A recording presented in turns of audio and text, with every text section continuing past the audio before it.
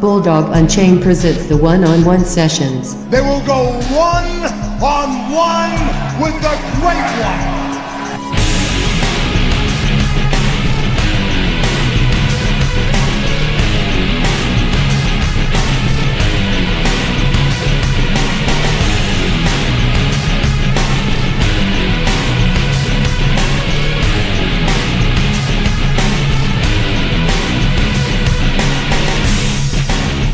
Saturday, November 9th, 2019. This is the Bulldog Unchained podcast, one-on-one sessions. I'm your host, the King of Villains, Bulldog Malenko. Joining me today, comedian and my buddy, the Mississippi Maggot, Josh McNinch. We're gonna get into your life today, man. Yeah, it's gonna be an interesting one. It's gonna be a real journey. Well, I mean, you've opened up. I'll never forget the first time you were ever on the show. I made some jokes about my grandpa. You did. You made, I think it was 3 references to your grandfather molesting you, and all of a sudden I stopped. Everybody, I was like, hold on. That's the 3rd time you've said that, man. Is there something behind this? And you were like, yeah, my grandfather molested me when I was a kid. And I'm like, and I'm looking at everybody else in the room, and they're like, Nubsy's like, you need to get something off your chest. I'm pretty sure y'all know what's up. It's been a shit show. It's been a life, man. I've managed to develop a unique ability to put a spin on this laugh shit. At most things that other people can't. So let's we're gonna go back. We're gonna go back. So you're from Mississippi. Yeah. Is that born and raised? No, I was born in Morgan City, Louisiana. Okay. And, I was raised in Mississippi after me and my mom, we had moved to Tampa for a couple years to get, because she was trying to be close with her father, which was Odie, my grandpa, which I do have some. It starts out early, man. Sorry. This is how it goes. It's there's no build up to there's no grandpa. build up. It's just right there. It's right there. It starts kind of early. My mom didn't know what was going on, but we was living in Tampa, and he was all, Christian and going to church and all this shit, and diddling kids on the side and stuff. And I remember being old enough to have him, like, me being next to the bathroom and him being naked and me being naked and stuff like that, but I didn't know anything to process as right or wrong. Right, this was just something that was happening. It was just fucking normal to me. It was just something that was fucking happening. I didn't know how to fucking process it. And then finally, when I grew up and I got to the age about 5 or 6, my grandpa had already died, and like my mom finally found out, kind of like through just talking and shit, like what had happened.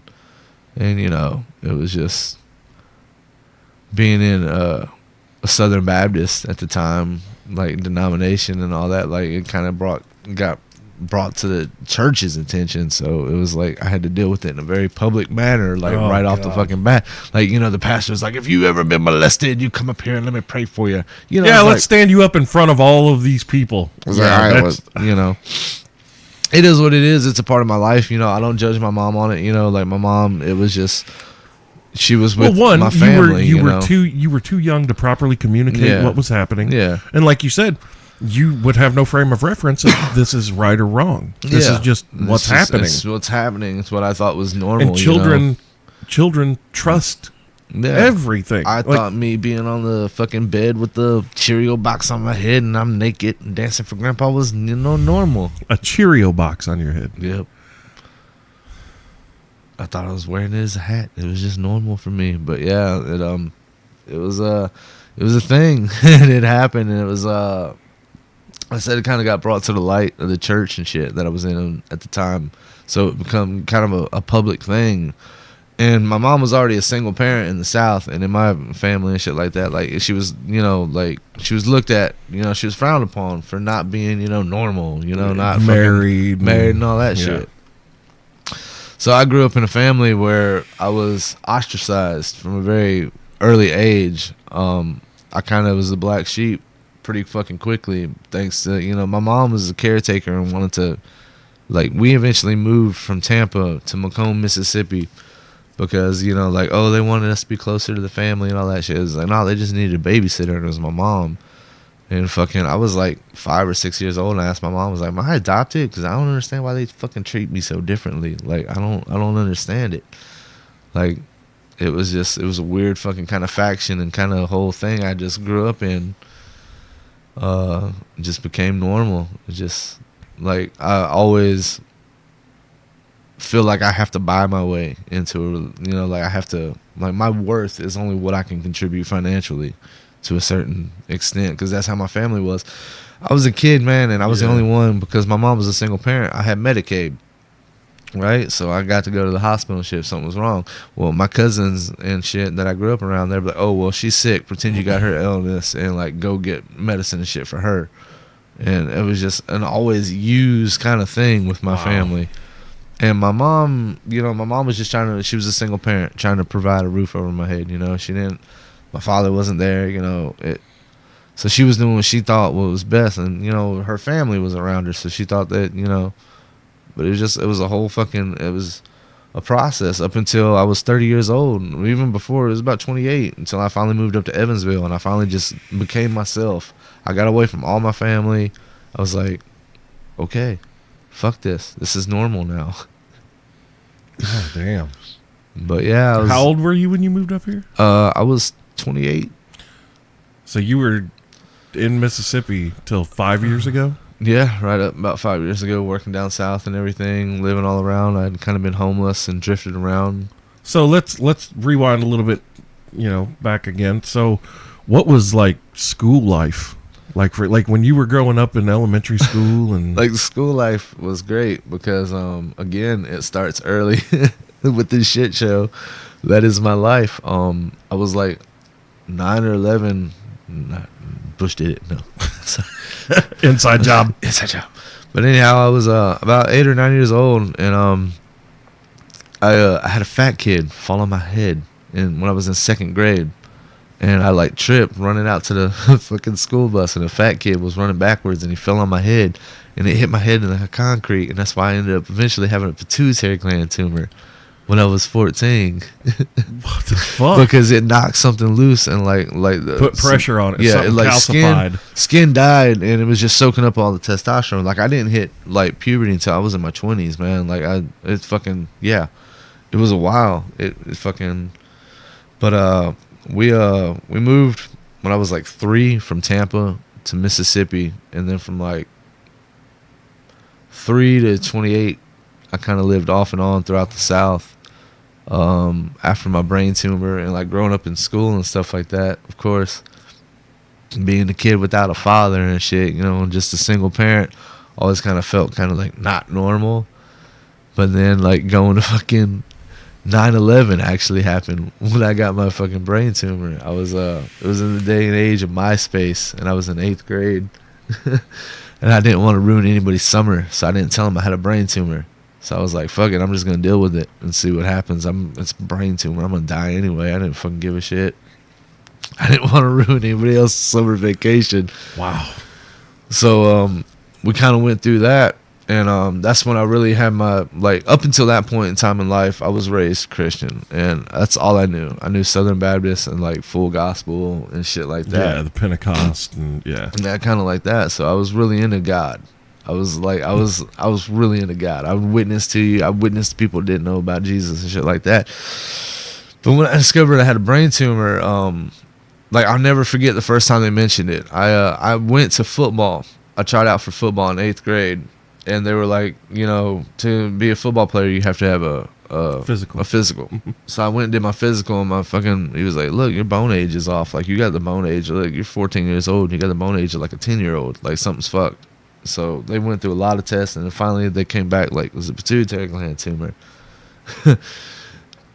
So they told me that shit, and I got it removed in 2001, in the summer between 2000, like 9/11 had happened. It was in 2001, and I got it removed. And when I came back to school, I had a dude snitch me out because he was like, yeah, man, because the day I woke up on 9/11, I had my brain tumor removed. I'd been in recovery for like a couple months. I had it removed in July, and on September 11th, I had to go to Tulane in New Orleans, Louisiana, to learn how to take my hemotrope shot, which was a human growth hormone, to, like, spark my pituitary gland into, like, you know, catching your body up, and fucking get me into, like, puberty and all that shit. So 9/11 just happened to be that day. And I went and we saw the trade towers and shit like that go down and everything. Well, I went back to school and I hadn't been back to school yet. It was about maybe a month later, and I mentioned to one of my friends, like we were talking about, I was like, yeah, I just woke up. I had a bad feeling about that day. Well, he turned me in for plotting a school shooting. What? Yeah, somehow this motherfucker Made that connection in made that connection and turned me in.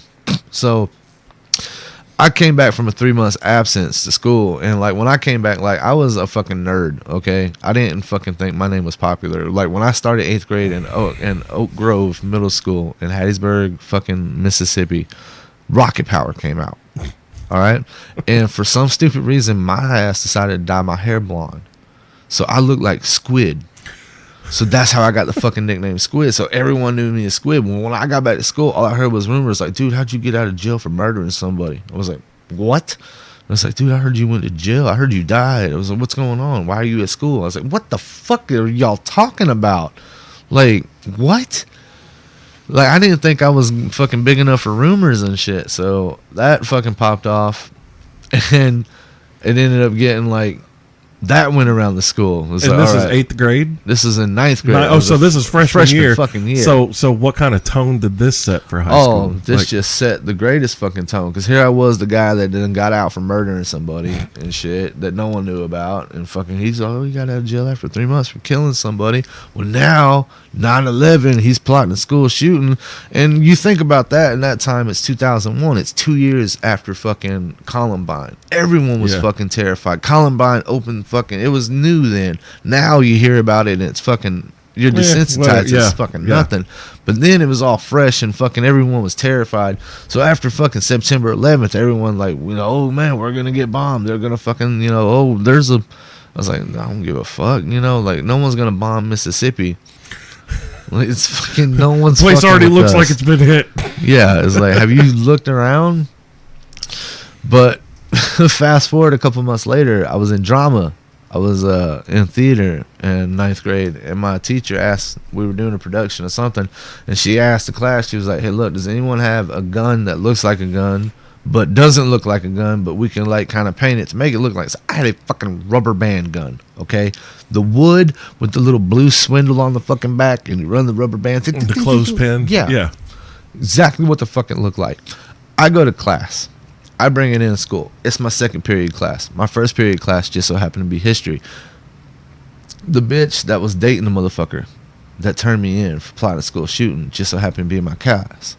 And this is back in the day where you had fucking CD players and shit, and I had to adjust my CD player, and I reached down in my backpack, fucking moved it, and well, she saw the gun. So next thing I know, she reported, I didn't know this unbeknownst to me, is she reported it to the fucking teacher saying, I've got a gun in my backpack and this is the plot of school shooting, so let's get them. So next thing I know, I'm out in the fucking, they're like, hey Josh, can you come bring your backpack out to the office or out into the hallway? I'm like, yeah. I go out there and there's fucking liaison officers, cops and everything. They're like, get against the wall. I'm like, okay, whoa, what the fuck? And I got the kid that now had plotted the school shooting, who had been out of fucking for 3 months and fucking got out for murder, has now been found with a gun. A rubber band gun. Yeah, but it's fucking high school, and it's before the age of technology and no cell phones, so it just got out that I'd had a gun. So that changed the environment a little bit more, because at this point in time, I'm fucking full on just crisis of fucking faith, I spent the last year of my life being all Christian and shit, and hallelujah, praise Jesus, and here I was watching kids die in fucking cancer wards and shit like that. I was like, all right, what the fuck? I can understand maybe this is God's test for me, but what the fuck did this kid do to steal cookie out of a cookie jar? Now, hey, you got cancer, motherfucker. Right. I couldn't comprehend that, and no amount of like, oh, God's got a bigger plan. He's mysterious. It didn't. Jim Jeffrey said it best. What's mysterious about acting like a fucking asshole? Yeah, it didn't play to me, man. It was like, look, man, like even at that young of an age, at fucking 14, having this first fucking major spiritual fucking crisis of faith, I was like, this just doesn't fucking play right to me. If you're a father, like I see how my mom protects me. Like, why the fuck are you getting your jollies off on not protecting your children and shit? Like, fuck that. It just didn't play to me. So I went through all that shit, and I died on the table a couple times during the operation. What was supposed to be like a 4-hour operation turned into like a 7-hour operation. And I died a couple times on the table. I almost died in ICU afterwards because I got really high. And like they had IVs all in me, and I ended up like I was in the ICU and I pulled one IV out and it went under my arm. And it pulled the vein through my arm and then cut it. So I'm sitting there, I just feel something warm on the side of me. I'm high as shit. I'm like, oh, I done peed myself, whatever. Well, I hold my vein up, and all I see is like my pounding of my heart and blood shooting out of my arm. I'm just like, this is fucking cool, man. It's in rhythm. Oh shit! And the nurse just so happened to go by as I'm sitting there with my arm up, staring at my fucking arm. It's like, oh shit, we got problems. So got that fucking settled. And that was pretty much school. I dropped out after that because I ended up beating up a one-armed dude. But it's a whole I remember you telling that story. So then, but he did. For those of you that don't know, he deserved it. He did bring it on himself. You were in the lunch line, right? Yeah, if I recall, it was his poor decision to be a fucking career bully. He hit you in the back of the head 3 different times. Yeah. I you know what? Ample fucking warning. It looks to me like you didn't bring enough ammunition to this fight, sir. Like you got one arm. I'm gonna hold that arm and I'm gonna punch you in the face with my other arm. That's exactly what I did. This little nub was flapping in my face. It just couldn't hit. It was just right there. I was catching wind, but I was laying some haymakers in on that motherfucker. Oh, tequila. Oh my God. So okay, you drop out at the end of your freshman year? Well, it was technically my sophomore year because Okay. I went through all the way. Like I failed some classes, so like you got to take some classes, but you're a sophomore, but you got some freshman classes to take. About midway through that, I decided it wasn't for me. It's like, look, I'm behind on all my shit. I was good with math right up until you fucking started putting letters in shit. Let me ask you this. So at this time in high school, what's your mental state like? My mental state is, I was still okay. Like, I mean, like as okay as I was gonna be. Like, I mean, I wasn't suicidal. I wasn't depressed. Right. You kind of strike me as being a lot like me, though. Were you one of those kids that was just kind of, I don't want to say fearful, but you were just kind of afraid of the world around you? Yeah, I was. I'd witnessed some stuff that I had learned at that point in time that was not supposed to happen and was not normal. So I was a little bit more like closed off and reserved. And yeah, I was definitely closed off and reserved. One of the biggest things that ever happened to me, like that opened me up, was discovering MMOs. Man, was discovering like EverQuest. I discovered EverQuest when it came out, and I got my mom into it, and we started playing it, and it helped me kind of blossom as a person, because all this shit that I was dealing with in high school and everything I was going with, I wasn't that. I was Squid of Doom, the asshole cleric on the Nameless Realm in EverQuest. Like, trust me, I was such a dick. People still whisper that motherfucker on there, and I ain't played in like 15 years. It's great. But yeah, like I can relate to that, because I was the kid that in school I let people push me around, talk to me however, because I was afraid of getting in trouble. Yeah. Like, I didn't want to cause trouble. I didn't want to hurt anybody. Dude, I wouldn't piss on a toilet seat because I didn't want no fucking hassle. It was Right. Like, I didn't want nothing. Yeah, I just man. wanted Like, to kind of fly under the fucking radar and just go about it, but it just seemed like I had my first 14 years were just abuse, like Yeah. abuse upon abuse. yeah. And by the time I moved and went to live with my dad and my grandparents, my stepmom, and I'm in high school, like I wasn't afraid, but I was afraid. Like I was just aware. Yeah, and I was just hyper aware. Hyper aware. Yeah, definitely. unlike other like, teenagers, it's like, hey, it's no, like, man. Look, there's different, I wasn't a bad kid. I never got arrested. Didn't get in trouble.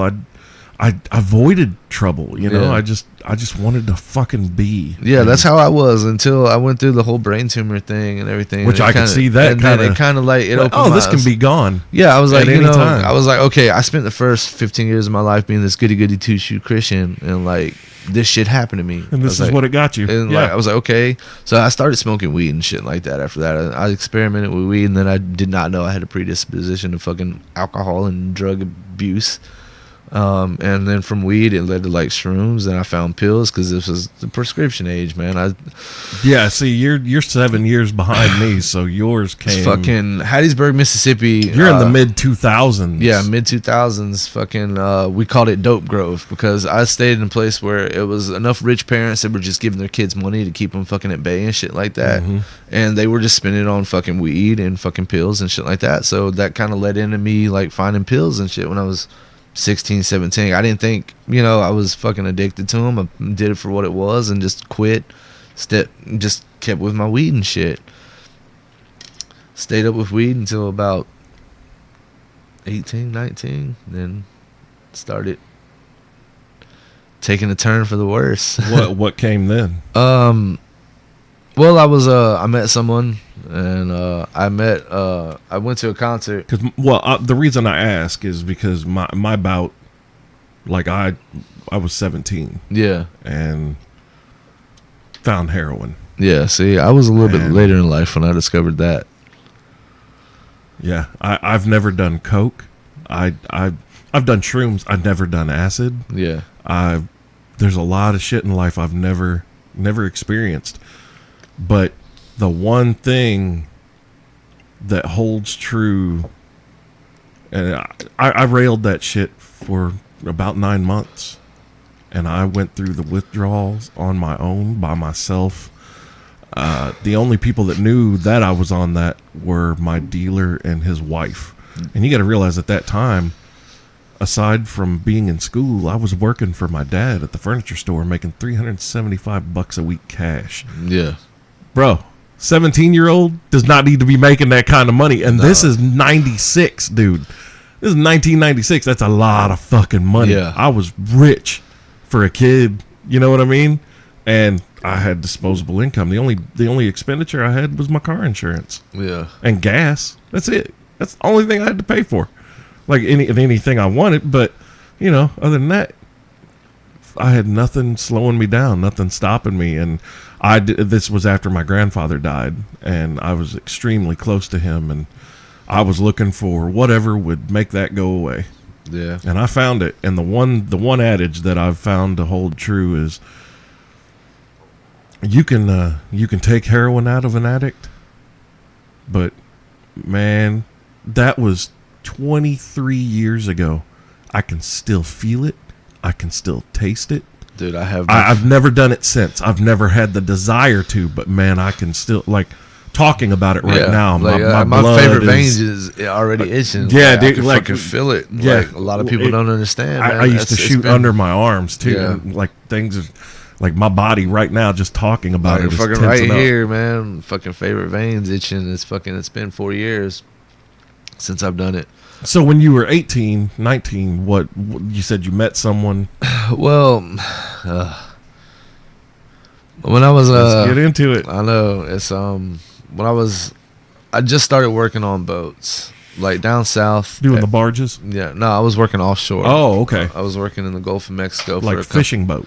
No, or we delivered supplies and waters and like stuff cargo like freighter. and cargo out to the platforms in the Gulf of Mexico. The oil rigs, Yeah. stuff like okay.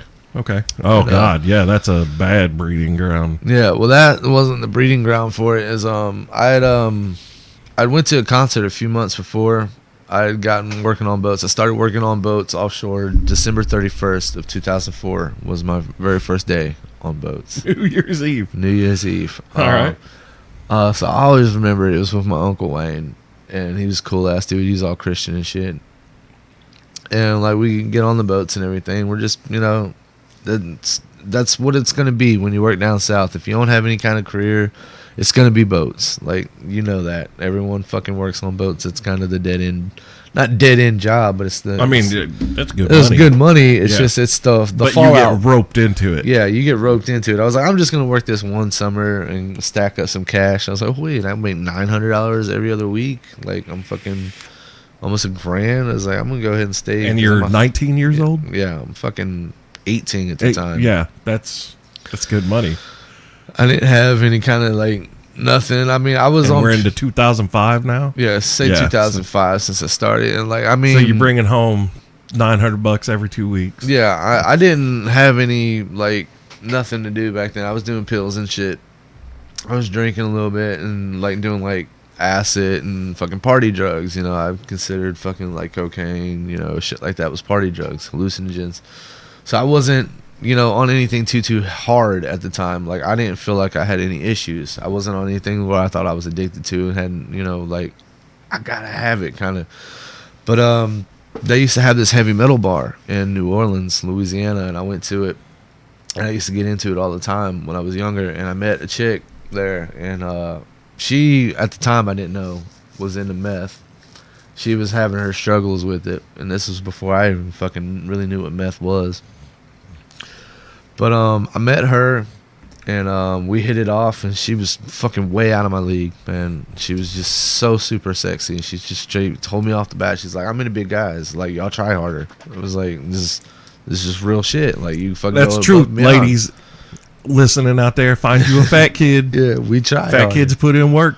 I'm telling you, like, man, she was like, she said, I just like bigger guys. It's kind of my fetish. And you just shit. got to kind of reassure us, though. Yeah, I know. We do need reassurance. We do. It's like, We've been shit on all our lives. I'll be the biggest teddy bear. Like, I'll tell everyone, like, when it comes to, like, me being involved in the lifestyle and shit, I didn't know she was involved in a lifestyle at the time.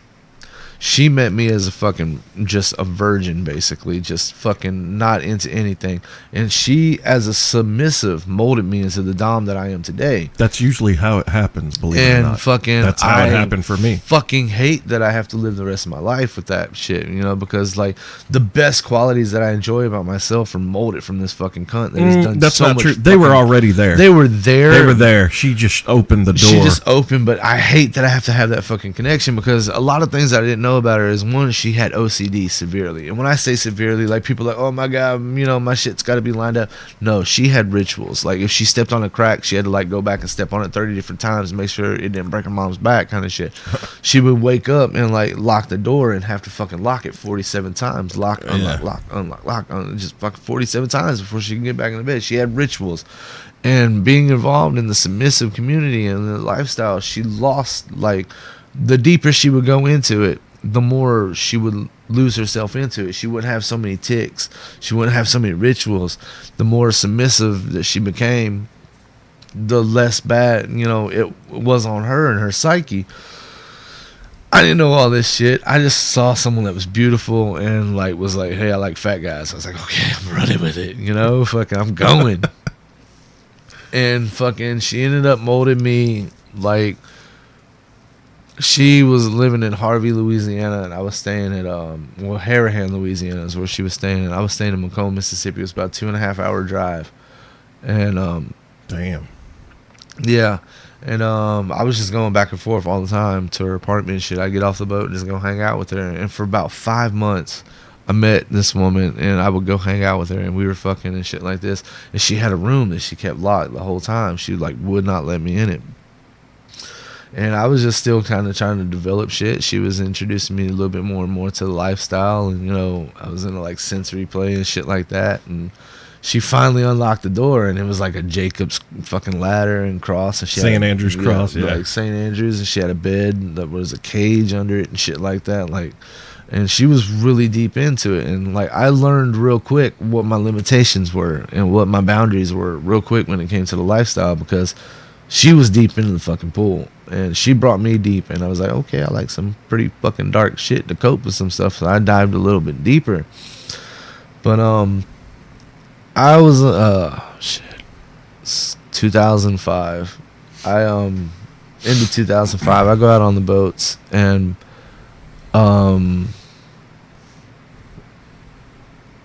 about I get off the boat. It's just a stupid bitch. I mean, she cheated on me, but I loved her. And I fucking looked past it. Well, she ended up getting pregnant. So she was like 4 months pregnant or 3 months pregnant when I got off the boat from working 4 months. And I was like, you know what? Fuck it. I love her. I'm just going to overlook this little indiscretion and just say, fuck it. And I did. And my daughter was born in March of 2006. Almost the end of 2005. Well, beginning of 2005. No, it was 2006. And she was born, and she was blonde hair, blue eyed, and looked nothing like me. So I was like, it's probably not mine. But I put my name on the paperwork and just went with it. Her name was Isla Danielle McNinch, and I just went with it. I was like, fuck it, I love her enough in her sinful, terrible fucking ways, and I try to look past, the addictions that she had and the things that she was going through, and had tried to understand it from a perspective as like I didn't understand it. I didn't understand what it was like to have OCD that bad. So I tried to work with it, and it led into a tumultuous, terrible fucking relationship. One in which after my daughter was born, my mom, it was me, her, and the doctor, and my mom, and like her mother and sister was in the fucking room, and they hand my daughter to me, and everyone's like, oh, she looks like you, she's got your nose. I was like, she looks like a fucking potato, she's been in fucking amniotic fluid for 9 months, she doesn't look like shit, it looks like a fucking alien. And then my mom decided to mind fuck me for the rest of my life, because like she like fucking took my daughter from my hands, and she's like, Josh, do me a favor. And I was like, what? She's like, close your eyes. I was like, all right. She's like, imagine the man you are right now. I was like, all right. She's like, is that someone you would want to be with your daughter? Just fucked me up. I was like, no, not at all. I'm a piece of shit. I'm doing stupid stuff. I need to fucking get my life in order. And I did. And I got my life in order. I stopped doing pills, weed, everything. Just focused on work. And I couldn't get Katie to do it. I couldn't get Katie to focus on it. Just being, we broke up, and it wasn't just about, let's keep it copacetic for the kid. Like I just want to put on a happy face. Let's just raise my daughter in the best environment we can, whether it's together or separate. And she just couldn't get it, and I couldn't understand, because she was addicted to me as a habit, and keeping her out of her OCD. I just didn't see it at the time. So, fast forward to 2010, and 2010. You're gonna have to. I need to take a drink. Take a minute, man. I need to take a drink. You talk about something for a moment. No, man, it's good. You take your time. This is your story, brother.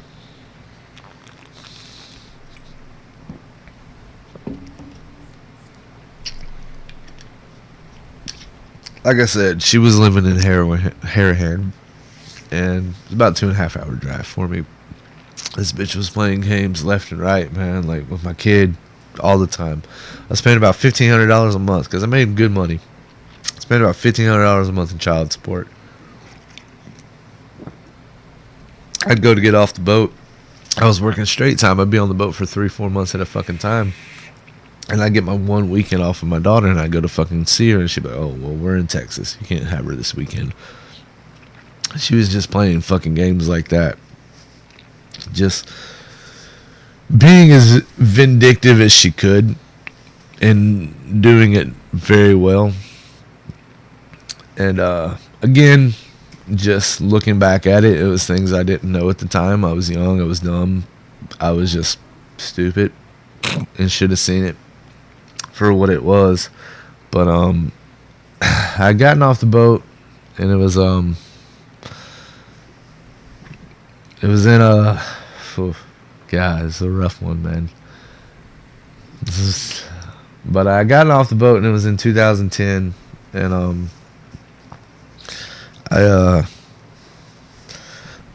she had her for Halloween, so I called and talked to my daughter Isla before she went out to trick or treat.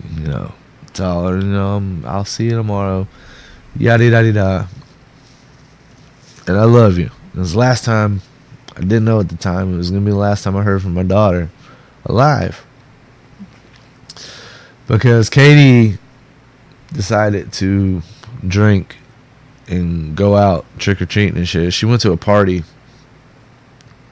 on Halloween night, and she had left my daughter after trick or treating and shit. She had left my daughter to go to a party. She left Isla with her grandmother in Harahan, which was her mother. And she comes back at like 2 o'clock in the morning, and she picks her up from her mother's house. And her grandmother, my daughter's, grandmother, saw that her daughter's fucked up and drinking and all this shit, and still lets her get in the front seat of the fucking car and take off. And then the inevitable happens, and it's about 3 o'clock in the morning, and I get a phone call, and it's from Katie, and she's just crying hysterically, saying, I fucked up, you need to get to Harahan, I fucked up. So I was like, alright. So I'm jumping my fucking truck, it's 3 o'clock in the fucking morning, it's November 1st, and I just fly to New Orleans. And I get there, and I go to the hospital, and I pull up, and then, I get out of the car, and I go to the emergency room. I find out where Katie is. And I go, and she's just crying hysterically, saying, I fucked up, I'm sorry, I fucked up. And the doctor just kind of like pulls me to the side and just doesn't say nothing. He's like, you're Josh McNinch, right? He's like, all right. I was like, yeah. He's like, I need you to follow me. So I follow this asshole. No one's telling me shit. And I just follow this motherfucker down a goddamn corridor. Man, like, we take a fucking left, and we go down these fucking steps. And we get to this fucking room, and it says morgue on it, and it hadn't hit me. And, like, we walk in, and then here I am standing in front of these fucking drawers, man. And it still hadn't hit me. It still... I couldn't process it. And he's like, I need you to identify the body. I was like, what? And he pulls open the fucking drawer, and like, the sheet, man, that's what Halloween is to me. There's no more horrific scene than seeing this little tiny bruised and battered face. That was my daughter. It was just under that sheet. And like, I tell everyone, there's no point in time in my life. It was like, I never thought heroin was going to be my drug of choice. I never thought, this was going to be my, but I didn't know that was going to be it. I didn't know I was ever going to have to face that moment as a father. And I've been a terrible fuck up at a lot of things, but I was a great dad, and I was a great drug dealer when I did it. It's two terrible things to hold to, but I was an awesome father. I made sure she was provided for, and I did the best that I could to protect her. And I was fighting tooth and nail with my lawyer, because I made a lot of money, and I paid a lawyer, and I had caught her red-handed smoking meth, and had her on video with like my daughter in the fucking house. And like, because the fucking lawyers and the fucking judgmental system down there is so for the fucking parent, for the female, they gave custody to like her mom. Like, I fought, I tried, and I thought I didn't do enough.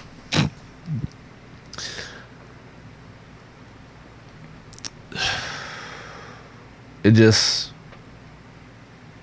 was everything, man. I never thought like that my life would be defined by that moment.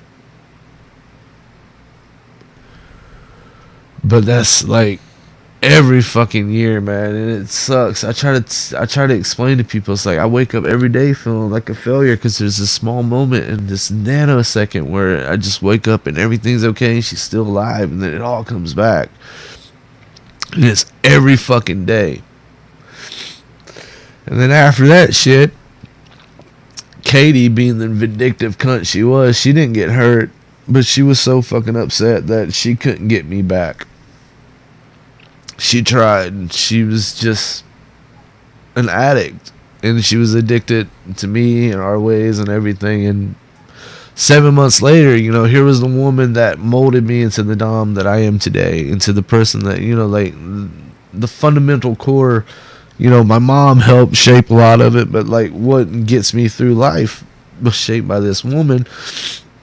She decided she was gonna Skype call me, and fucking, this is back in 2011.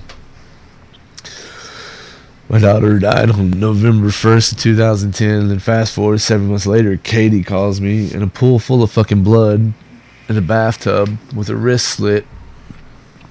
And was like, look, I'm going to kill myself. I've already taken a lot of pills. I've slit my wrist. I'm in the bathtub. She's like, she called me and she said, you're the only one that can save me.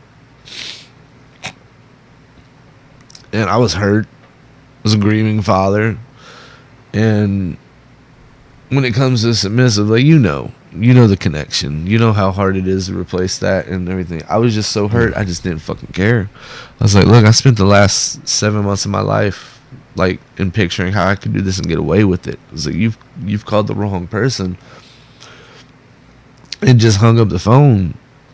And just hung up the call. And she decided, there was a program at the time called Fraps, where like we would record WoW videos and shit like that. We would record your screen. Well, she recorded the screen conversation before she died. She sent it to her mother and her sister and everything like that as a way to just fuck with me. So 7 months later, after my daughter had died, I lost my ex-fiance, and I ended up having to face involuntary manslaughter charges over it. Because, I was the last one to hear from her alive, and You could have intervened. I could have intervened, and I didn't. So I had to go through that 7 months later. And I was working on the boats. I was making like $225 a day as an engineer. And it's about a year after my daughter, and I was really bad on pills. My mom knew I was on something, but she just didn't know what. And I was just snorting pills left and right. And the drug dealer I was going to, he was like, you know what, man? He was like, you're spending about $800 a week on pills. He's like, I could fucking get your fix for a lot cheaper if you switch to heroin. So I was like, fuck it, I could save some money. So I switched to heroin, and I started snorting it for about, I was completely against like shooting up. I didn't want to do it. So I was like, nothing's going in my veins. So I started snorting it for about the first month. And then eventually I just broke down and shot it up. And it was the best fucking pain pill you've ever had in your life times 1,000, and it was fucking instantaneous as soon as you took the fucking rig off. Like, as soon as you took the fucking tourniquet off, it was fucking there. It's supercharged. The reason I loved heroin so much is because, like, I knew every dose could be my last, and I was hoping it was. Like, I just wanted to push it further and further. So I went from spending about $700-800 a week on fucking pills and shit to spending about $1,500 a week or $1,500 a month snorting it. And then when I started shooting it up, I had a job where I passed as functional. I was working in an industry where my job was going down into an engine room and standing in a fucking engine, like next to the engine, in a fucking chamber, like in a fucking room that's air conditioned, and didn't have to worry about people for 12 hours a day. So I just shot up and nodded off and fucking woke up, and that became 5 years of my existence. Almost 4.5, 5 years of my life became just shooting up every day and fucking just wanting to die. I just wanted to die. There was just no other ifs, ands, or buts about it. And I knew my mom, I couldn't kill myself because I love my mom too much. And I knew, I don't believe in an afterlife, but I know that somewhere on the other side that I know it would kill her and it would affect me. And I couldn't have that on my conscience, so to speak. So heroin was the next best choice. It was like, fuck it, I'm just going to do it until I die. I was kind of reserved to it, and just did it every fucking day. And finally, I was in Houma, Louisiana, and I was working 5 years. 4 years, 10 months. And damn.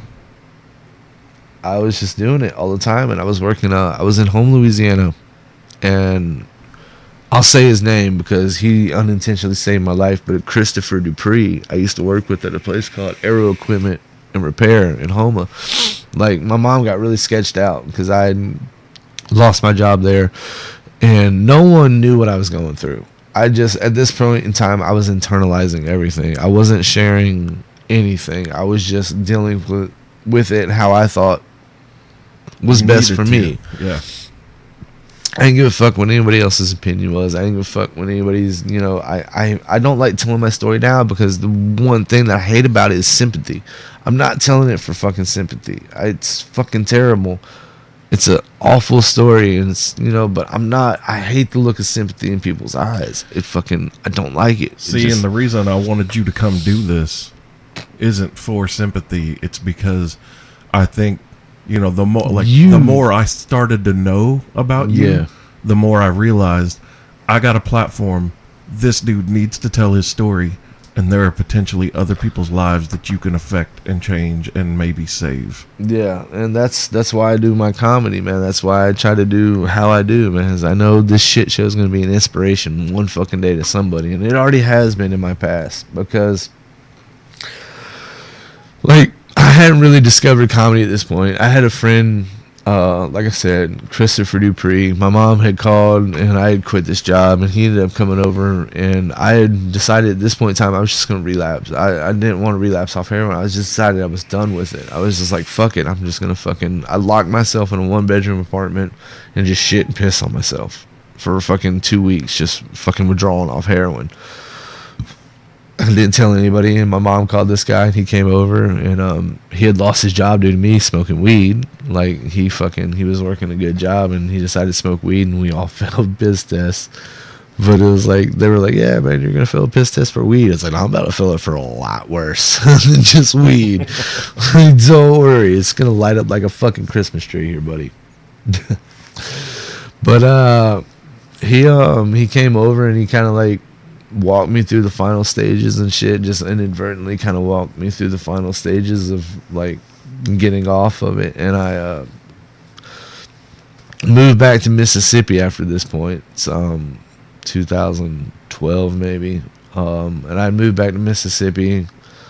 I got in some trouble. I had spent some time in jail and shit like that, and I just kind of ran out of options. I didn't want to be anywhere around where I had memories, and I knew where to get drugs and shit like that. And a kid I played World of Warcraft with for a long time, he offered me a spot in Henderson. He's like, look, man, there's a homeless shelter right down the road. It's kind of a rehab. He's like, fucking, you should come up here. And I did. And I was 28, so fucking 33, so 5 years ago. It fucking seems weird. But I moved up here, and before I had moved up here and everything, I had gotten really low, and I was right on the ass end. I had already kicked heroin. I was maybe about a month off of it. I had a friend of mine who was always pushing me. He's like, this is Jeremy Thompson. He was like, dude, you got to be a comedian, man. You got to be a comedian. You're funny. I fucking know you can do it. Just never really took it seriously. And I reached the point where I was like, I love my mom, but it's too much. I can't do it anymore.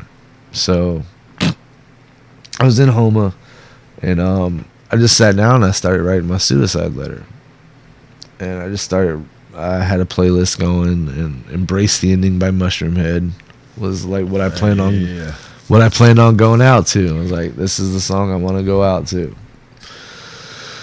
So I'm sitting there and I'm writing my suicide letter, and I was talking about, to my mom and apologizing and everything, and I'm fucking writing my letter through tears and all this shit. And I got to a story that I thought about my daughter, and it had happened when she was about maybe 5 months before she had passed. So she's about 5 years old. And it was me, and it's very similar to a fucking Kevin Smith story. That's why I hate telling it, because people are like, oh, you're copying it. But I said, no, it really fucking happened. But I was in the car with the chick I was dating at the time, my daughter Isla, in the background, and she's in the car seat behind me, and we're just driving and shit like that. And I'm just driving down the road, and she sees a person walking a dog or something. She's like, dog shit. And I never heard my daughter cuss before this. I never heard her say anything remotely like offensive. But she said shit. It was adorable. It was fucking hilarious. It was a little kid cussing. It was great. So I started dying laughing. So she read my reaction. So she was like, fuck it. I'm just going to roll with it. So everything she saw, she was like sidewalk shit, tree shit, stop sign shit, light shit. Just everything was just shit afterward. I'm dying the whole fucking time. I'm sitting there fucking laughing my ass off. Fucking just rolling, and fucking the chick I'm with is just dying too. And then finally I fucking, after about 30 minutes of this fucking, you know, everything, tree shit, person shit, car shit, I was like, hey Isla, and she was like, what? I was like, you know what shit is, right? And she was like, no. I was like, it's poop. And then I saw the realization wash over a 5-year-old's, you know, fucking face, that she spent the last 30 minutes of her life talking about shit, and she was like, I'm never saying shit again. So I kind of that moment kind of like popped up while I was writing my suicide letter, and I'm sitting there writing my fucking suicide note to my mom and all this shit, and all of a sudden I just start laughing, and I felt bad because I had the gun loaded, I had the song playing. I was like, look, there ain't no heroin this time. I'm making sure it's on my shit. It was, I had the fucking, I had the 45 loaded and ready to go. But the tears kind of like stopped, and I just started writing, and I started writing this little set that evolved from me killing myself to me just laughing about a story about my daughter. And I was like, in my darkest times, I can fucking laugh through this. Fuck it. So I just kept writing, and my suicide letter evolved into what would be one of my first sets. Like, it wasn't wholeheartedly like, you know, that set, but when I did Howling Wolf in New Orleans, was the first open mic I ever did. It was something kind of based off of that.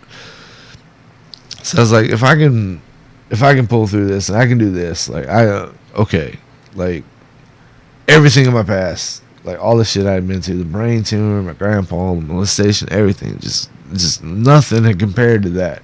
You know, I was like, if this could do it at that dark of a time, it was like, I gotta roll with it. So I kept writing, and I kept doing fucked up sets. And I used to have a grandpa set back when I toured, like, I say tour, but like back when I was like hitting the open mic circuit and shit down south, that was way more brutal than what I do now. It was brutal. And I did it one time at the Howling Wolf. There was maybe about 30 people in the audience.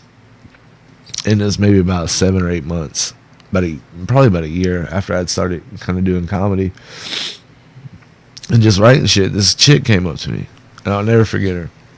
Her name was fucking Stacy, and I remember her last name too, but I won't say it. But she was bawling. She was in tears, and she just hugged me. And people that know me as I'm not a really touchy-go-feely person. I don't like hugging. I don't like giving out of, like, I'll tell bump. Yeah, like, I'll tell anyone, you know, I love you to death, but don't touch me. Like, you know, I wish the best for you, but just don't touch me, especially when I'm hurting and in pain and shit like that. I just don't want to be touched. When I'm emotional, just fucking leave me be. Well, she comes up and she's just crying her fucking eyes out, and she just plants her fucking face right in my chest and just starts sobbing and just grabs me. And I didn't know what else to do, so I just kind of grabbed this chick and just kind of held on to her for a minute and just let her fucking go through whatever she was going through. And she looked up at me and she was like, look, I had a very similar situation happen to me when I was a child that involved me being molested. And I was sitting in the crowd and just hearing how you talked about it and how, like, people were, she said something just kind of lifted away. And it helped me kind of come to terms with some of the things I'd done and been through. And she said, I just wanted to thank you for that. And that was it. It was like, I knew, it was like, at that point in time, I knew, it was like, all right, I'm here for a reason. Like, this is a story, as shit show as it is, as terrible as it is like, I gotta fucking do something about it. I gotta fucking, if it can inspire this fucking chick, like, I can go further with it. You can make it work for you instead of letting it control you. And that's what I started trying to do. It took a few more years. I let it control me.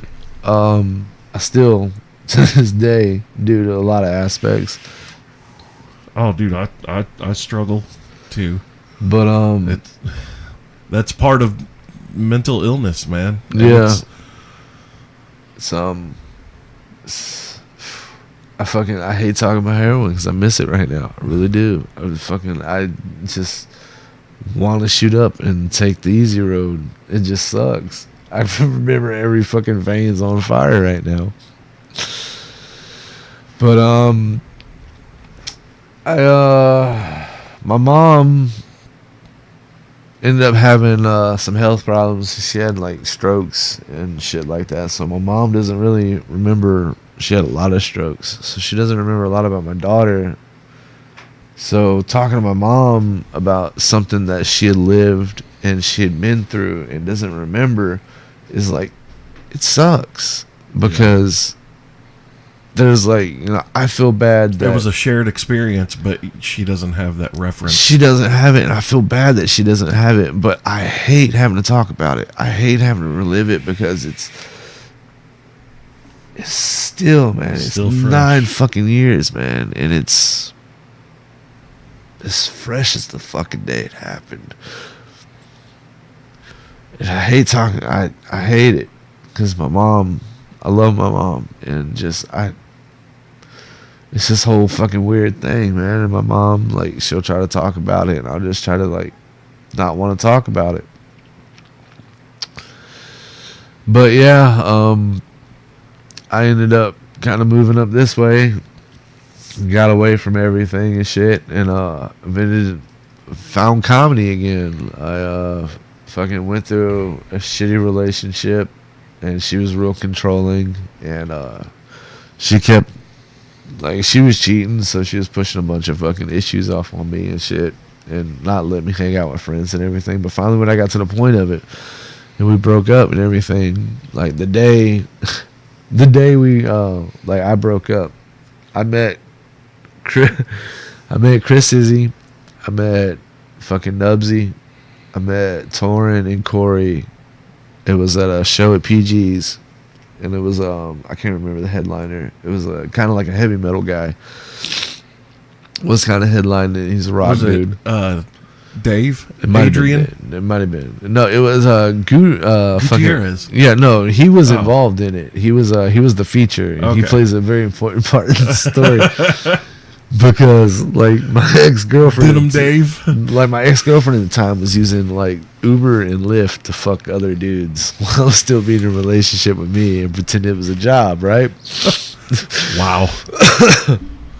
So the very first time I find out from a friend of mine, Shadron Hawkins, I know Shadron. Yeah, who's in Bleed the Masses. Which, by the way, congratulations to those guys for just signing. Yeah, I will always promote you, so you better fucking show up to more of my shows, you fucking asshole.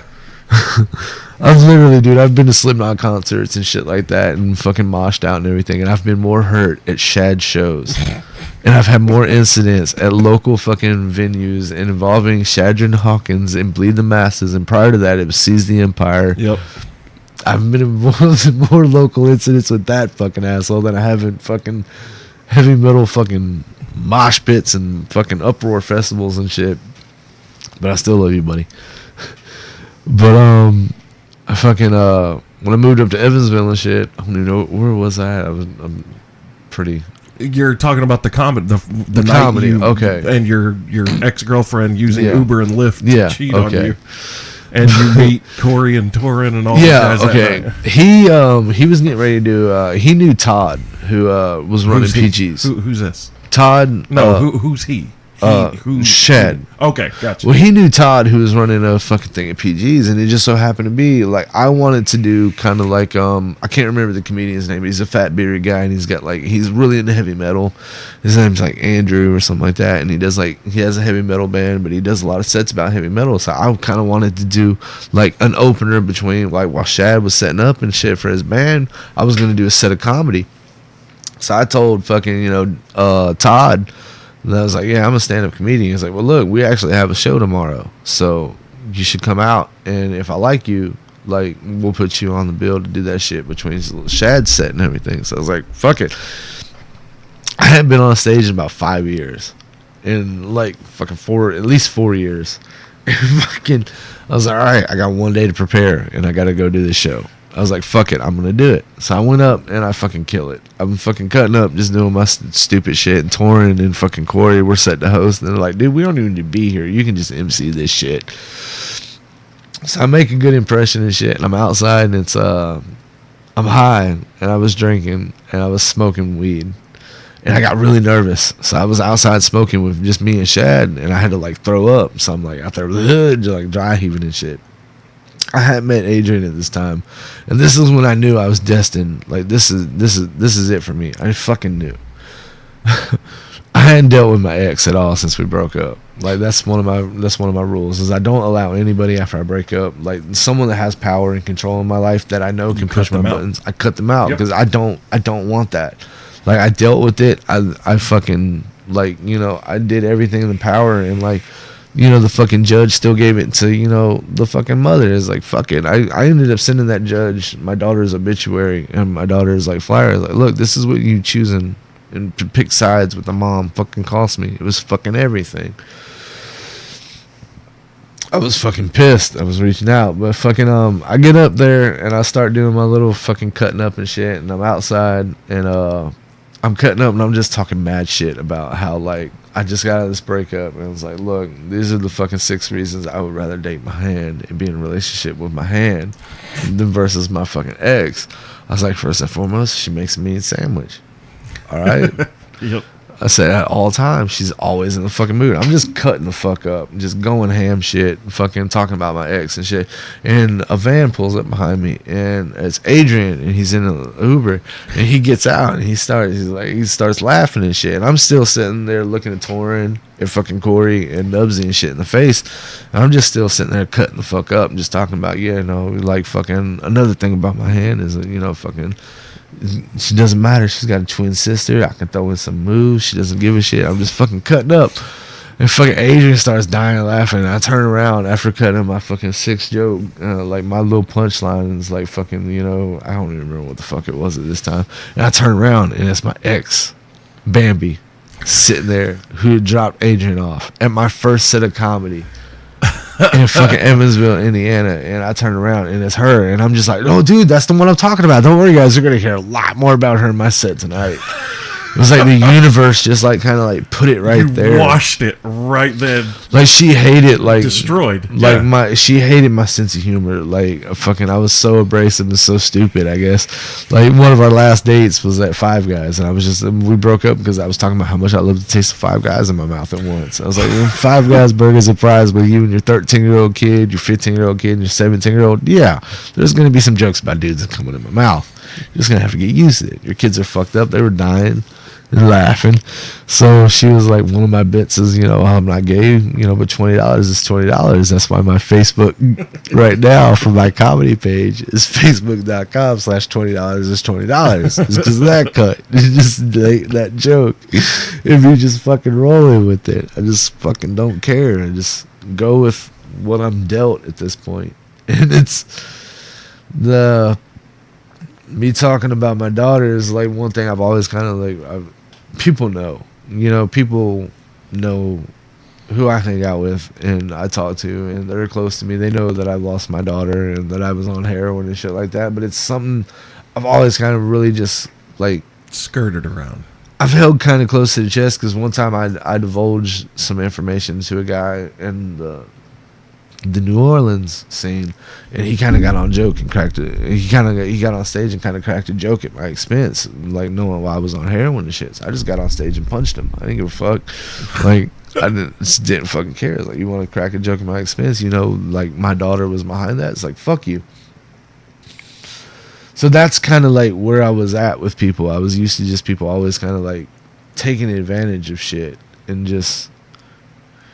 Even in stupid ways, so, you know, just like kind of just using for fucking like just insignificant, stupid fucking ways.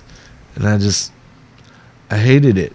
And I got to comedy, and it kind of brought it back. I kind of got back to an equal footing. I landed on my feet, and it was something that I needed at the time. I really needed it. And I've tried to run with it. I've had my stumbles and shit here in Evansville. Like, I'm a piece of shit individual. Like, when I was on drugs, I took advantage of a lot of people. I never let my mom really fall for my things, but like women, I was bad. I hated women. Like, I fucking loved sex, but I hated that annoying flap of skin attached to a pussy that was known as a woman. I believe that's the medical term. It drove me fucking batshit crazy. I disrespected them, and I did a lot of terrible shit. So I was kind of expecting a lot of like fucking negative karma from that and shit like that. So I was trying to put like positive karma out into the world. So well, hold on. So let's talk about this for a second. I mean, look, I honestly, I feel that there are very few people who are just genuinely good people their whole life. You know, I think they're very few and far between. Yeah. And I have people tell me all the time, like, Bulldog, you're very, yeah, I'm loud, I'm abrasive, I'm brash, I'm uncensored, raw all the time. I don't pull punches when I say shit, but everybody's like, dude, you're a good person and you've got a good heart. And I'm like, now, yeah, you don't, like, I've got people who knew me through that transitional phase of when I wasn't such a great fucking guy. That's where I'm at. Like, a lot of people in Evansville and Owensboro where I'm at are like, dude, I love you, you're an awesome person. I was like, but you guys, and see, I didn't know you during that time, but here's the thing, like, it's one of those. Do you have people who have been in your life this whole time other than your mom, like, that you still stay in contact with? Yeah. And okay, that's a testament to you. Yeah, but I was still so secretive about it. Like, but I mean, do you have people though who got to see that dark side of you who are still in your not life? Anybody that's full-fledged. Like, I've always kept people, like, I let certain people in, like, you can have this percentage, right, and this person can have that percentage game. Yeah, I gave people this bit of myself, I gave this group this bit of myself. I get it, but the thing is, there are people who have been here from before that, through the bad Bulldog. Like, I was a bad fucking guy, and then I decided one day I don't want to be that person anymore. And one thing that I'm having to learn now and convince myself of is I am not my past. I'm not the same person that I was 20 years ago. I'm not the same person I was yesterday. Yeah. You know what I mean? Like, I'm not a Christian, but something a pastor said to my mom that my mom passed along to me a long time ago was something that just stuck with me. It was a preacher said, like, bury the past, or the past will bury you. Say it again. Bury the past, or the past will bury you. And that really, statement right there, I might not be religious, defines my fucking life, and I think you just defined a lot of people's lives who are listening to this right now. Really, it's taken that, and like, moving up to Evansville, I've had testaments of like my character and shit. Like, a lot of people think I'm an awesome individual, but all I remember is the asshole that I used to be and the fucking terrible person that I used to be and shit. But one of the greatest things that, like, this probably sounds stupid to everyone else, but one of the best things that's happened to me since I moved to Evansville is I kind of got low in on life about 6 months ago. I got shit out of luck. I was fucking out of a job, out of a place to live and shit. No one could really help me. No one was offering and shit. So I ended up. Well, and also, is this do you want to talk about the incident? What?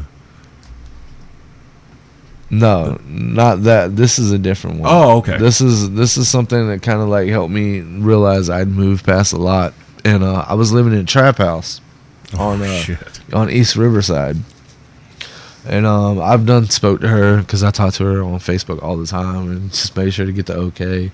But I was living with this guy named Chris, and I relapsed on meth. I had fucking been on meth probably about a month, and I was just smoking it. Just as a way to kind of cope with, like, I'm going through the traumas of life and everything, blah, blah, blah, blah, blah. Well, one of my friends, he sold me his car. It was him and his old lady sold me his car. And I just kind of, like, I started making payments on it. I had $600 to go on fucking paying them off for the car, but they were letting me use it so I could get back and forth to work, and I had a fucking car. Well, this dude was a drug dealer, and he was, like, selling meth and fucking shit.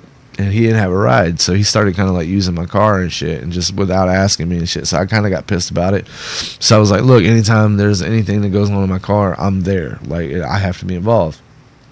Well, this chick, her name was Jordan, and she already said I can mention her last name. I don't give a fuck. This is I'm proud as fuck of this woman. Like, I never would have thought that this is how our paths would cross. But he was like, look, man, I got a prostitute and I'm gonna go whore her out for the night and I need your car. I was like, well, look, you got to break me off some of the money or some of the drugs and I'll drive you around because I don't trust you with my car. So when I tell you one of the most beautiful fucking blondes that ever got in my car, has ever gotten in my car, this woman was so gorgeous. And she was like wearing lingerie and shit. And she's getting pimped out for fucking heroin and fucking small amounts of money while this motherfucker's just making money off of her.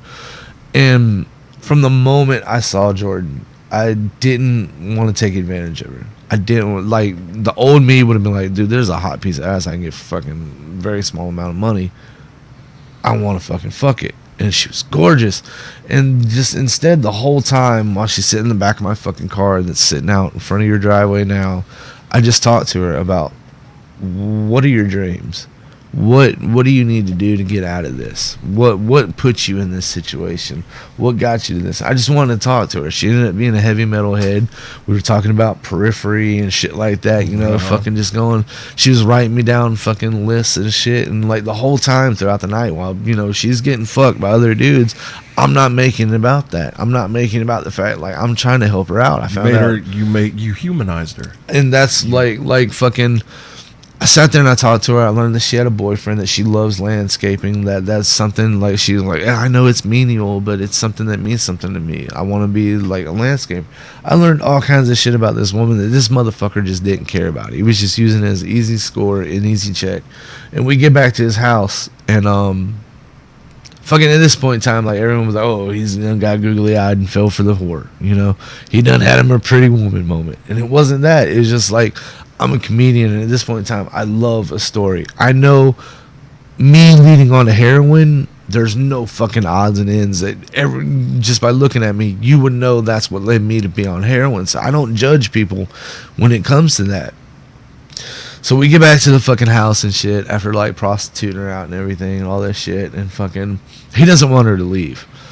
And at this point in time, like, she comes to me and she's like, I don't feel comfortable. I want to get out of here.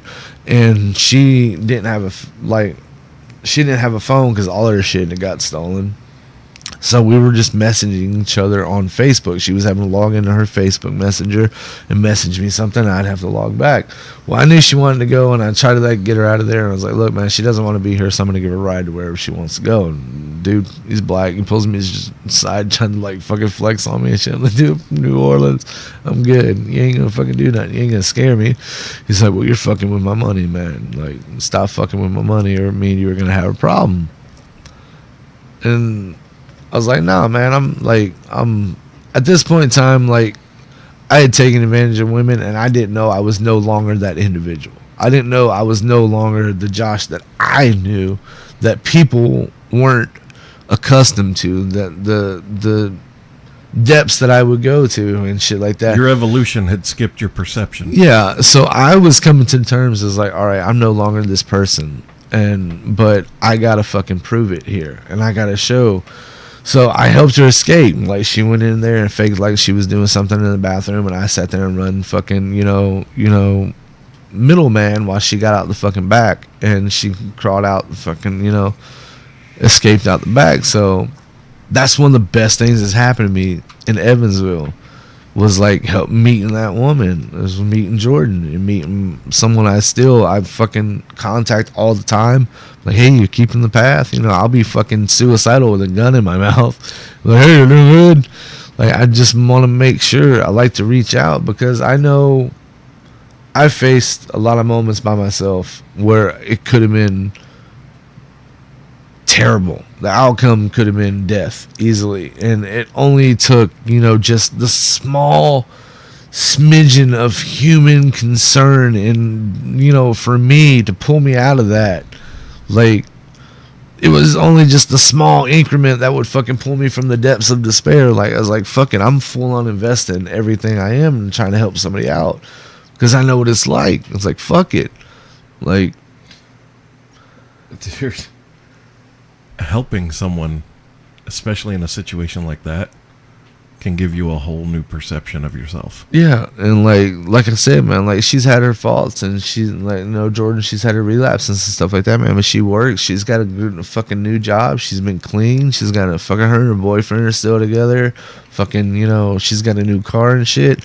And even through everything that my failings and my failures in life, I still can like live vicariously through that. Like, I feel like, sometimes I'm failing and fucking up, and I'll just be like, well, look at what you helped. Like, you just took someone's story and just talked to them and learned who they were, and look where they're at now. And fuck it, man. I can't. Like, Ryan is a really big influence in my life when it comes to staying positive. He really, really is. Like, I know without Ryan, it's probably fucking would have ended it already. Like, if I didn't have Ryan, because after like him finding out all that shit and me helping her, I lost my place to live, and I try to fall back on some of the guys from like. So that's what happened here with your living situation. Yeah, I tried to fall back on the like, what's wrong with you, man, and some of the friends that I had there, and it kind of fell through. So I had a little falling out with that, just kind of like distanced myself from that, and I'd only met Ryan twice. I'd done one set where I was fucking coked out of my mind at Shorty's, and Ryan was there, and I'd done one set at Lamasco's where Chris had introduced me, and they were both kind of just like me sets, especially the coked up one. And he had offered me a place to stay. He was like, look, if you need somewhere to go, man, I live in Maceo.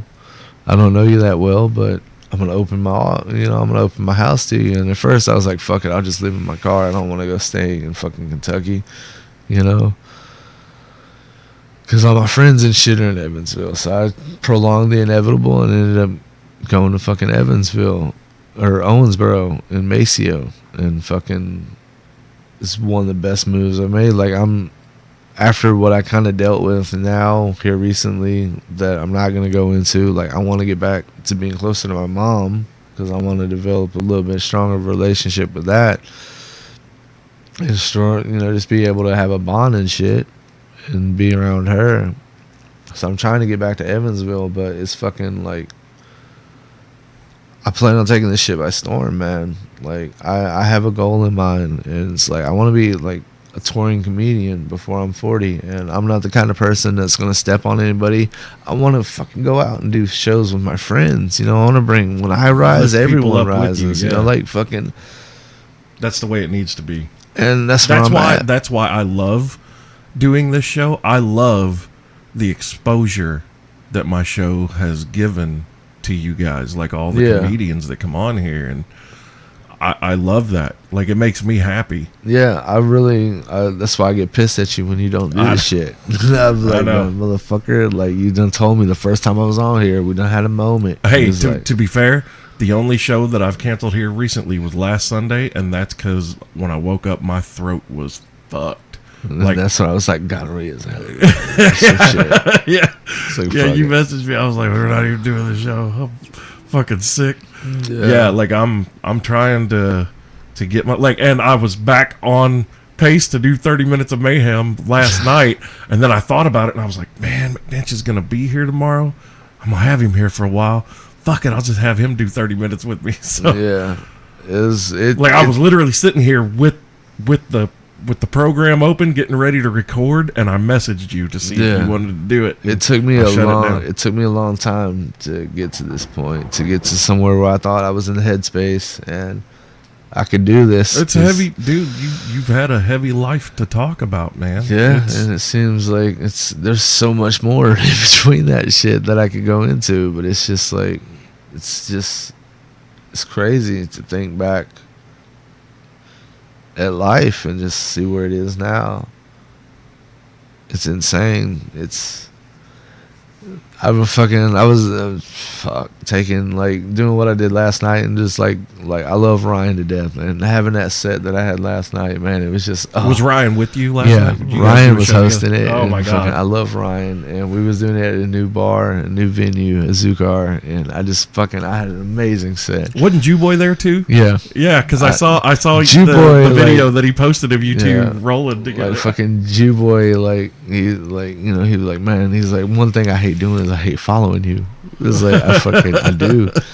I need like especially these weekend shows. I know there's not many that happen here in Evansville, but I need to start getting to some of these weekend shows. Ryan's like, dude, Ryan's Jew Boy and Nubsy are on me all the time about dude put something together, get on stage, and I'm like, it's gonna happen. We're gonna fucking make something. It's because Ryan and me are fucking.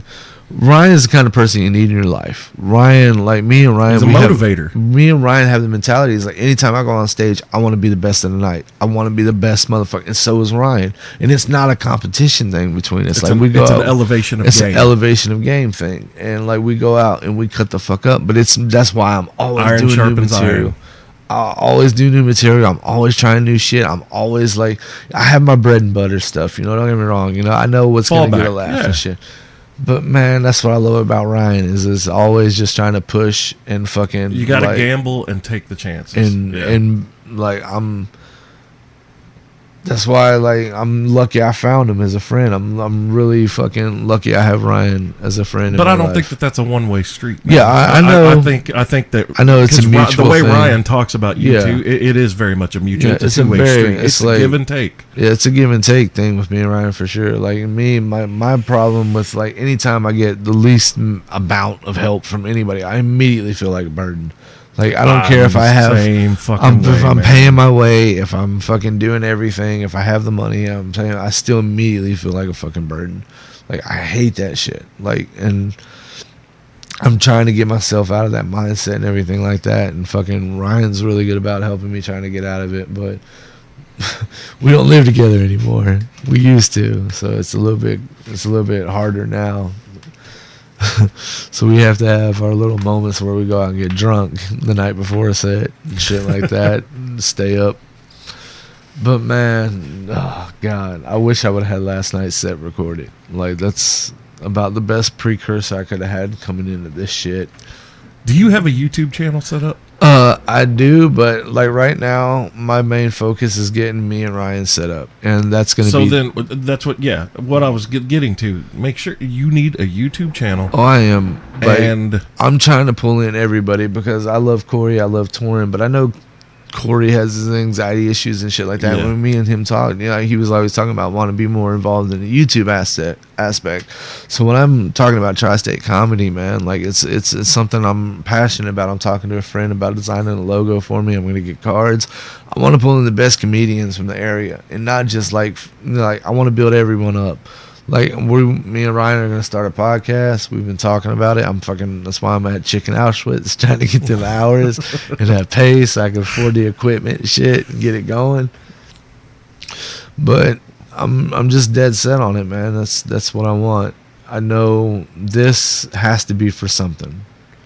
Like I've tried to check out too many goddamn times. I fucking have tried to kill myself where I should have successfully done it multiple fucking times. I've tried to hang myself. I got high and I tried to hang myself from a fucking ceiling fan and ended up in the emergency room with 36 stitches in my head because the fucking ceiling fan broke and the light hit me in the top of the head. I'm sorry, but that's... Look, I'm here for a reason, man. That's awful. I've tried. But it's making me laugh because I'm thinking about the ladies' man. You know what I'm talking about? I know what you're trying to talk about. I tried to hang myself from a tree in the branch gateway one time. Oh, fuck. So I fucking that was another Shadron fucking experience. I tried to kill myself in the branch gateway, and I told Shad about it. He's like, "Don't worry, I'm Ghost, man. No one's gonna find out. Don't worry." And the fucking cops called me because my mom's freaking out looking out for me and shit. He's like, "Oh yeah, my name's Christopher Hawkins." And I was like, "Oh well, thank you. They're coming right to the fucking house. I'm Ghost. I'm Ghost." And then the cops show up, and I gotta go to the fucking emergency room trying to kill myself. I got leech marks on my fucking neck and shit. shit, and they're fucking got me talking to a fucking robot the whole damn time. I didn't talk to another human being. They got this fucking station, and the cop's like, so I see you got some marks around your neck. What's going on? What's the story behind it? I was like, I'm into BDSM, man. Me and my chick are just in freaky shit. Don't worry about that. Wow. I'm trying to pass it off. But yeah, man, I've tried 4 times. See, and I've never actually attempted. Like, I've sat there with the pistol in my lap, contemplating. And every time, like you said, first of all, it's your mom. Well, for me, it's my dad. Yeah. And just the level of hurt and disappointment and despair that I know that would drop on him. Yeah. I can't do that. And also, there's that moment of reflection on my entire life, and I'm like, I look at the shit that I've made it through and out of, and I'm like, fuck it, let's see what's next. Yeah, but see, my thing is like, I get to that point, and I'll be like, look, I've been through all this shit, and it's kind of been by my own hand, so I want to end it by my own hand too. Like, I've created trust my own me, I fucking understand story. that I want to be the fucking final core. fucking paint brush stroke on that motherfucking disaster piece. That's kind of how I feel about it. Like, I don't live my life. I don't like feeling like my life's out of my control now. Like, I try to control every fucking part of it, even though I don't have control of it. But, there are certain aspects that I feel that I have control. You can control. And that's one of them. Like, I know if I, like, Joe Rogan, like, you talk about Joe Rogan, just the Artie Lang fucking dude, thing what a great fucking episode. Where, like, Artie, even after everything he's been through, he talks about, it's like, there's probably a time in my life where I know I'm going to fuck up, and I know I'm going to do drugs again. Yeah, he's like, I can't say I'm never going to do it. That's too heavy of a weight. Yeah, he goes, but I know I'm not going to do it in the next 10 minutes. Yeah. And that's how I live life, man. Like, I'm trying to incorporate that into my life. I'm trying to get to the point now where I can get into a relationship and not hold Katie, and not that just come back. And it's not saying that she's not always going to be there, but she's not a part of this. I'm in the same boat. I'm trying to do that too, and not hold things that have happened in the past, especially with relationships. These things. This person isn't responsible for those things. That. This person didn't do these things. Yeah, so. And I've had that experience in that moment with chicks. Like, look, just because your ex is named Josh doesn't mean I'm the same fucking Josh. But just because that little moment sparks this fucking, fucking moment that me and Katie had to live through and shit like that. Because I'm in I love being, my mom being a single parent shit. Like, most of my adult life, I've just gotten in relationships with single moms. It's what I've gravitated toward. Mm-hmm. Because, even if your kid's something yeah, it's even if your kid's old enough or whatever, like, I'm not trying to be your fucking, your kid's dad if they're past that. I just want to be a positive male influence. And I can make them feel normal. Like, oh, hey, I got a dad. I fucking always go for it. So I always end up falling for fucking single moms. That's honestly...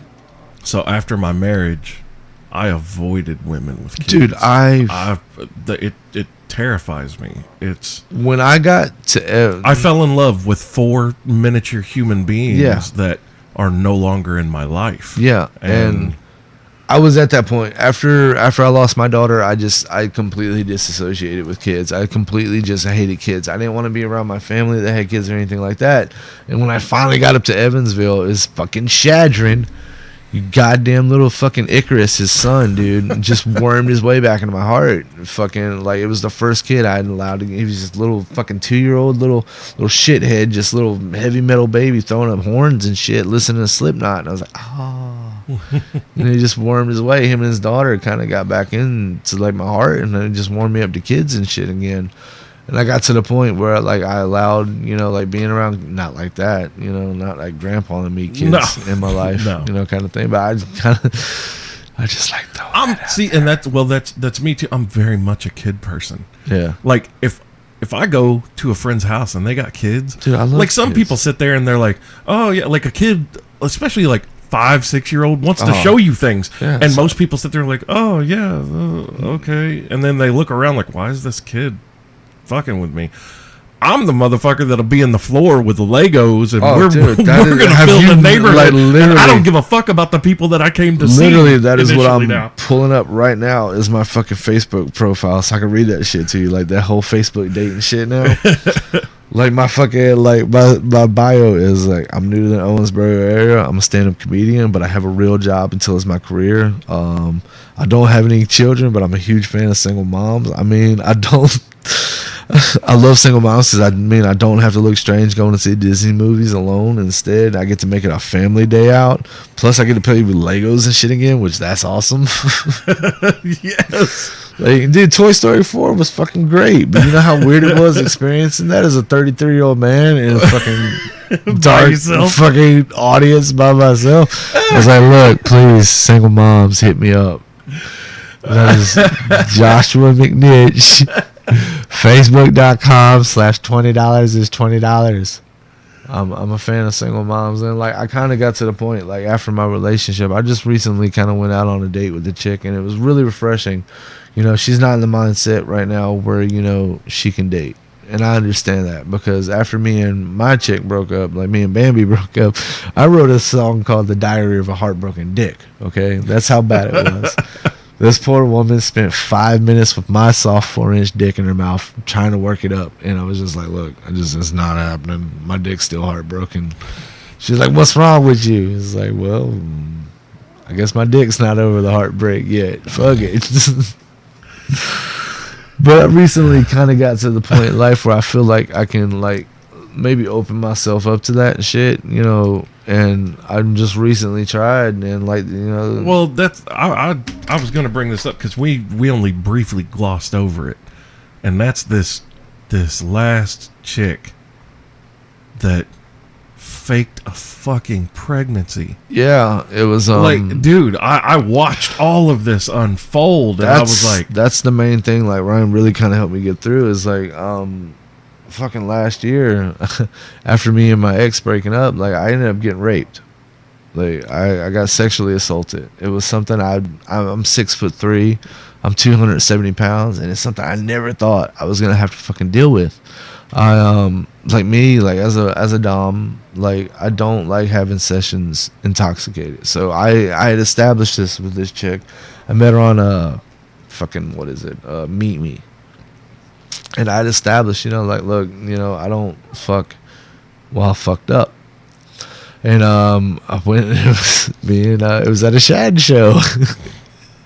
It was at one of his fucking goddamn shows. I took her, and this chick happened to be like, she had the red flags were there. Okay, look, I was just horny, and she was cute and had daddy issues and was into getting tied up. So I kind of overlooked some of the red flags, like she was schizophrenic.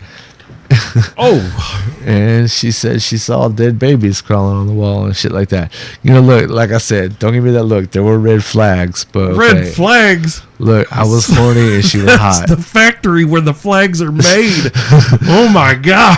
No, you know Shad. You know Chris Hawkins, right? You know how weird of a fucking dude this guy is, right? Yeah. When I introduced her to him at PG's before a set with his old lady, we're outside smoking. It's Shad doesn't smoke, but it's me and his old lady are outside next to this fucking truck smoking. And this chick, this little fucking 5'1" little midget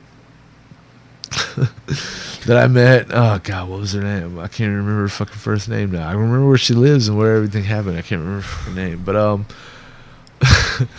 again, red flags. The day like we're going to hang out at a show and shit, I tell Shad, you know, hey look, I met this chick on Meet Me, and I was living in Mount Vernon with him and his family at the time.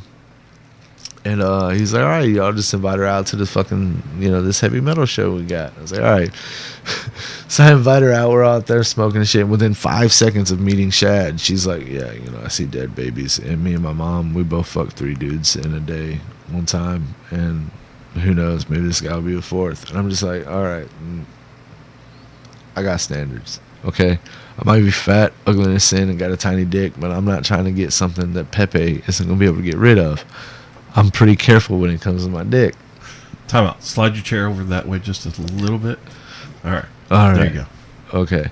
So this chick, she ended up, I told her, you know, no sessions or anything like that. So we bring her back to her house, and again, I'll rewind it a little bit so you can understand some more of the red flags.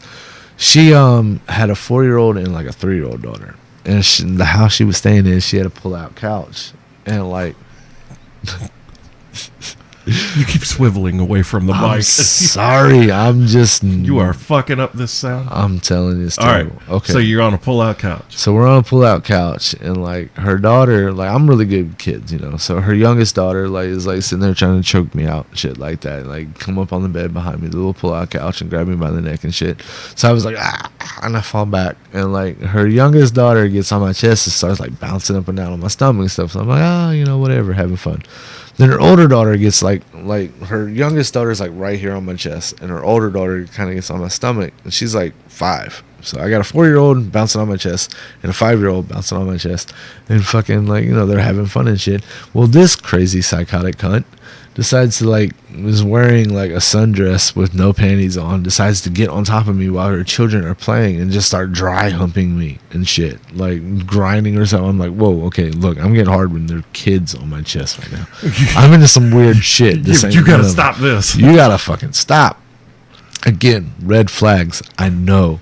Okay, look at me. I gotta fucking avoid some sometimes. Usually I'm the red flag. Right. So she we end up getting messed up and shit, and she's drinking. She's talking about how she hasn't been out in a while and everything. I'm sorry, I gotta stop swiveling. I can hear it. I'm sorry. But she tells me about how, you know, I ain't been out in a while and shit like that, and all this stuff happens. And I take her out, and I told her, I was like, look, I was like, I can obviously tell you're in your whore stage when it comes to your breakup. Okay, I'm not there. I'm not trying to whore out. Like, I'm not about that. I'm fucking 32 years old. I'm trying to find something a little bit more permanent. But what I will do, since we won't fuck and have a session tonight, is I'll bring you back to your house while you're drinking, and I'll just hold you. And I'll just cuddle with you. I don't care. You can fucking have your little mental breakdown. Whatever. Well, that's exactly what happens. I get her back to the house and shit, and that night she starts fucking having a mental breakdown.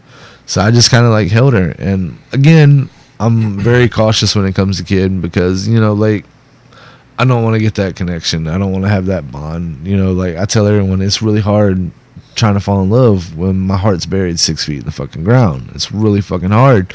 I don't trust women. I don't trust a lot of shit. I just see fucking warning signs when there aren't, and it's just like, So I'm very careful when it comes to like wrapping my shit up. I don't have unprotected sex and shit. So I wake up about 45 minutes after this chick having a mental breakdown and getting her some goddamn McDonald's fries to calm the fuck down. And I wake up with her raw on top of me.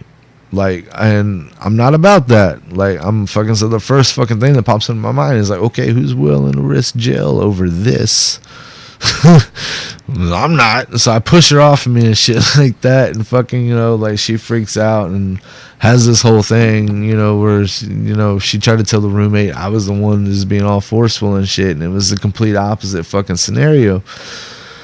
Well, a few months later, I fucking meet this chick, and me and her just kind of hit it off. She's a submissive. She's into, like, you know, daddy dom play and shit. And I've never really been a DDLG. I've never really kind of, I've tried it a couple of times. It hasn't been for me because there's a lot of responsibility into it, and it brings back a lot of shit. I don't want to be that responsible for someone, and I'm not really. Daddy doesn't do it for me anymore. I got some trauma. So me and her kind of worked and tried it, and it just didn't work out. So she messages me, and she's not listening, first and foremost. As a sub, that's like, okay, look, when I talk to you, I'm putting my best foot forward. You know, like, I want you to, like, this is the best qualities I am as a dom. You know, I expect the same when it comes to you in the vetting process of a submissive. Like, me and you have talked about it. Like, my lifestyle as a dom is defined by one fucking motto, and it was Katie gave it to me. He's like, you know, fucking, you may bow before me, but you'll never be beneath me. Yep. That's one thing I preach the illusion of control. Yeah, it's like, a whole balance of fucking power, and that's what, like, and women it all goes away with a word. Yeah, and that's what women don't understand. And like, when I talk about BDSM and I talk about the lifestyle and shit like that, people think, oh, it's just kinky sex. But me, the thing that I loved about Katie, and the thing that I loved about the lifestyle, is not only did I know every physical and emotional scar that she had, I knew the story behind it. I knew the roadmap that led me to her life. I knew everything about that woman. And as a dom, I had everything as she was as a person in my hand. And I could choose to just crush it and destroy her. But as a dom, it's in my nature to nurture and protect. Yep. Like, I have asked more women to be my wife than I've collared. I've collared fucking 3 submissives in my life. You know what's I've funny? been engaged 4 times. I've never proposed to anyone, and I've never collared a sub. I've collared the last submissive I collared was Katie, and I tried to get in because before I moved up here, one of the things that really helped me out was like discovering acid and shit like that. But it was Noble, which was the acronym for the New Orleans Bondage and Leather Enthusiasts. Right. And like I discovered, a whole community down there that I could kind of fucking lean with, and fucking like just. And a lot of people, like, I try to talk about when they just think it's, this 50 shade shit, and I hate it, like, because like one of my main roles in Noble was like finding all the domestic abusers that were coming in and hiding under the title of dom and exposing them. Yep.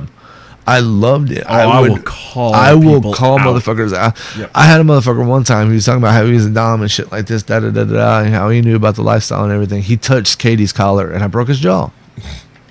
There was no calm quarrel or fucking asking you not to. If you're in the lifestyle and you say you're about that life, you touch I tell women, I'm not jealous. I'm not. I don't give a fuck. But if I'm jealous, like, it means you're not mine. I'm not jealous. I'm territorial. Yeah, I protect what's mine.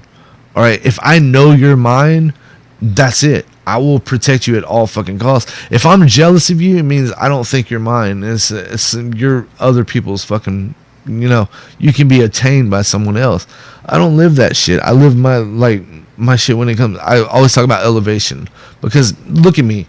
I know anytime I get with a woman, I have to elevate her. I have to elevate her out of the reach of any man that's going to be trying to fucking get with her, because I know there's going to be fucking dudes out there. So I fucking try to elevate. So I always pour like my whole heart into fucking everything. So I've just now got to the point where I'm like, all right, I'm willing to kind of attempt that again. And like, fuck it. If it happens, it happens. If it doesn't, it doesn't. I went out with the fucking chick and she's not ready. Like, she's not in the headspace. I was like, fuck it. I'll be here for a friend. I'm not about, like, I wouldn't be investing this much time and effort into you if it was just about pussy. Like, I can get that. I work at a bar as a fucking bouncer. Trust me, I can get drunk and pussy if I want it. As I want something fucking more. I want more of a connection. Real. Yeah. And right now, it's like, I don't find anybody that's kind of willing to, like, so I just say, fuck it. To me right now, like, I don't want to find anything that's going to be a distraction. I don't want to find, even if it's a fucking, I don't want to find anything that's going to distract me from being what I want to be, and that's a comedian.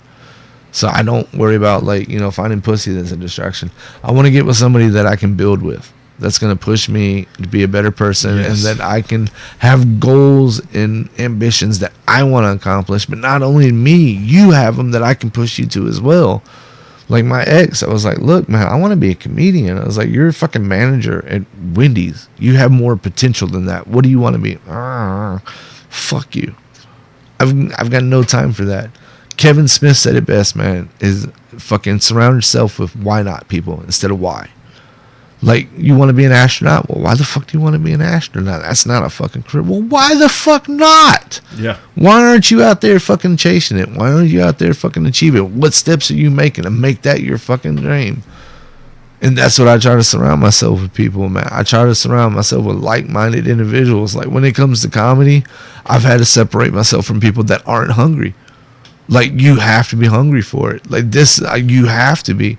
Like, I want people that are fucking hungry for this. This is in my blood. I'm fucking out for fucking, it's blood in the fucking water, Like, you got to be passionate about it. Don't be like, oh, I got shit behind the woodworks. And fucking be balls to the wall about it.